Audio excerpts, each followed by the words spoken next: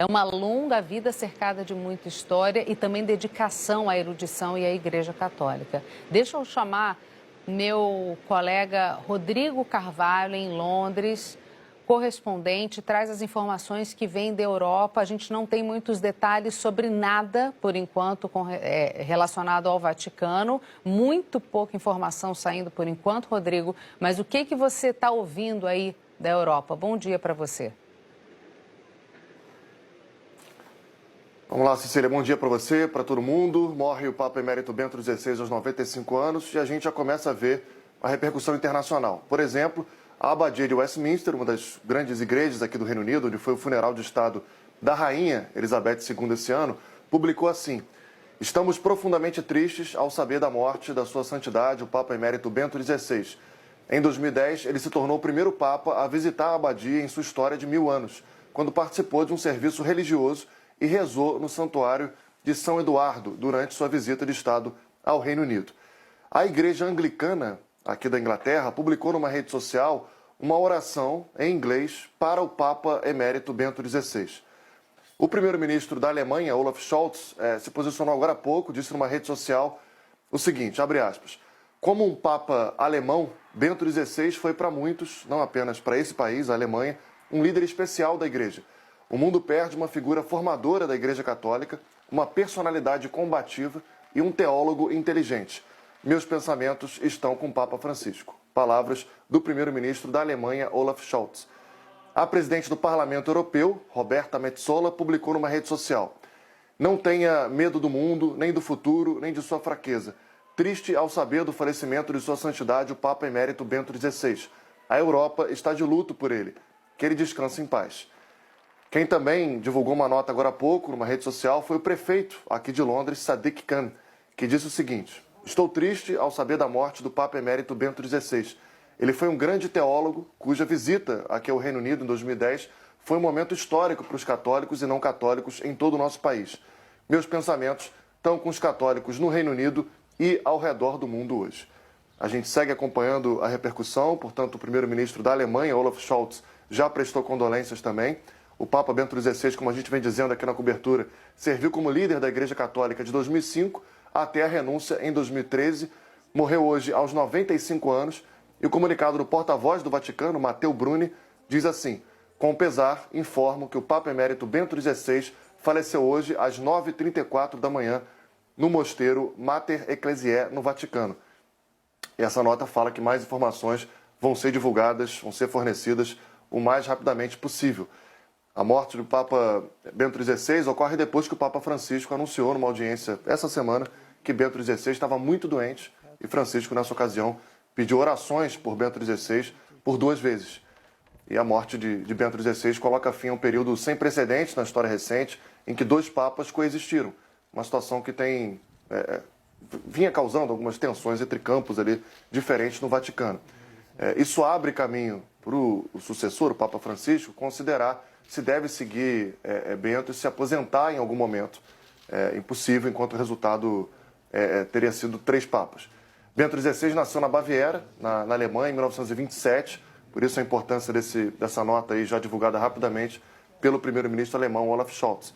Foi um pontífice muito conservador, cujo mandato acabou, de certa forma, ofuscado também por escândalos de abuso sexual na igreja. Se aposentou, deixando uma reputação ali que abria brechas, né, para críticas, depois de um papado que às vezes se mostrou ali divisivo. A gente está acompanhando, então, a repercussão por aqui na Europa, Cecília. Já o prefeito de Londres, Sadiq Khan, a Igreja Anglicana da Inglaterra, o primeiro-ministro da Alemanha, Olaf Scholz, e também a presidente do Parlamento Europeu, até agora, já divulgaram o comunicado. A gente segue acompanhando aqui. Obrigada, Rodrigo, por trazer as informações da Europa para a gente. A gente viu as imagens ali, os 2 papas vestindo branco, uma situação realmente muito peculiar e que nunca aconteceu na história da Igreja Católica. Te agradeço pelas informações e te peço licença para falar justamente sobre esse momento único que está sendo vivido no último dia do ano. E por isso a gente convidou agora para conversar com a gente o doutor em Ciências Sociais pela Pontifícia Universidade Gregoriana em Roma, o Felipe Domingues, vaticanista, entende muito do assunto. Professor, bom dia, muito obrigada por estar aqui conosco e tentar nos ajudar a esclarecer as informações com relação à morte do Papa Bento XVI. Bom dia, Cecília, bom dia a todos. Pois é, um fim de ano meio tumultuado, né? A gente perdeu o Pelé aí recentemente e agora o Bento XVI. Esse Papa é um Papa histórico, né? Porque embora ele tenha sido um Papa pouco carismático, né? Se a gente comparar com o João Paulo II e com o Francisco, né? Ele ficou aí um Papa entre dois, muito midiáticos, muito populares. Foi um Papa que escreveu muito, um Papa teólogo, um pensador, um intelectual, né, que deixou muita coisa escrita. Ele vem sendo estudado, vai ser estudado aí por muitos e muitos anos ainda na igreja, fora da igreja.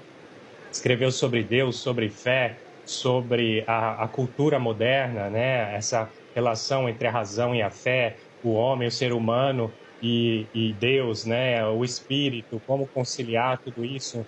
O materialismo, o capitalismo, a economia, ele escreveu muito mesmo, né? O Bento XVI foi um papa intelectual e um papa teólogo, mas entrou para a história principalmente por causa da renúncia, né? Ele renunciou quase 600 anos depois do papa que havia renunciado antes, que foi o Gregório XII, em 1415, e uma situação totalmente diferente, né? O Bento XVI, ele renunciou em consciência, em liberdade, e, pelo menos o que ele disse à época, foi que o motivo foi porque lhe faltava vigor, né? Faltava vigor no espírito e no corpo, para conduzir a barca de Pedro, né? Que seria a igreja.